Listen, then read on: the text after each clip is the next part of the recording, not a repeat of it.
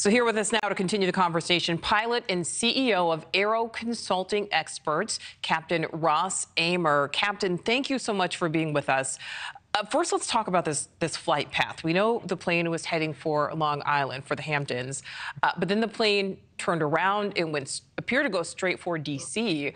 We saw the flight path in Evan's piece there. What can explain such an unusual flight path like that?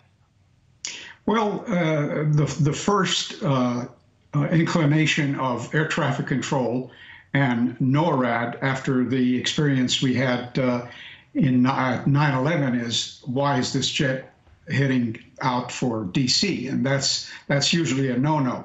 And that's why, as your reporter mentioned, they dispatched those F-16s very quickly to intercept and find out what exactly is going on with this aircraft.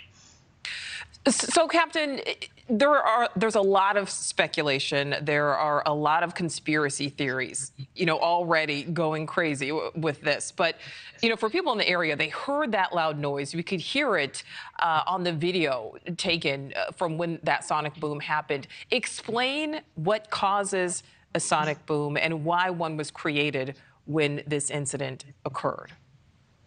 There's two reasons for that sonic boom that we hear. Number one, obviously, those pilots, let's say dispatch from Andrews, they want to get to that aircraft or their target as soon as possible.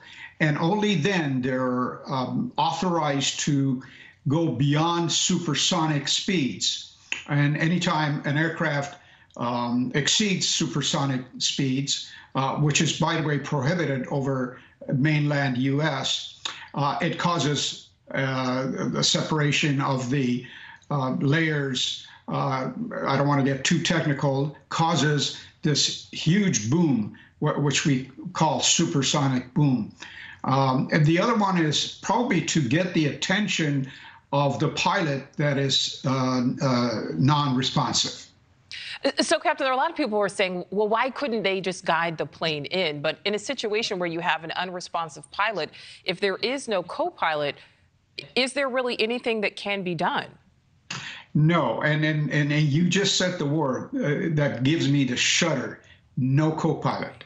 This single pilot operation of jets, of private jets or civilian jets, it's a subject that is very kind of near to my heart, because I've been opposed to single pilot operation of sophisticated jets. And in this case, perhaps the reason for the possible reason for the crash. And Captain, last question for you. As Evan mentioned in his piece, that 1999 crash that happened in South Dakota, it was carrying pro golfer Payne Stewart. Investigators in that case say the plane was no longer pressurized, that those inside lost consciousness. Do you think that is likely what happened in this case? Anything right now would be speculation. I don't like to do that, but that's one of the possibilities. Hypoxia, which is lack of oxygen, renders everybody inside of that airplane unconscious immediately at that altitude. They were at 34,000 feet. And once unconscious, you really have no control over that aircraft. And that's a very good possibility. Or perhaps a total incapacitation of the pilot, let's say a heart attack. Or in this case, because they went over their destination and turned back all the way, it is also a possibility of fuel exhaustion. Hopefully we'll find out what exactly happened. Unfortunately, this particular type of jet was not mandated to have black boxes. So they may not have that information, which is really essential in investigation like this. Yeah, still so much left to learn. Our thoughts, obviously, with all of the families involved in this. Captain Amer, we thank you so much for your time. Thank you for watching. Go to newsnationnow.com to find News Nation on your television provider. And don't forget to click the red subscribe button below to get more of News Nation's fact-driven, unbiased coverage.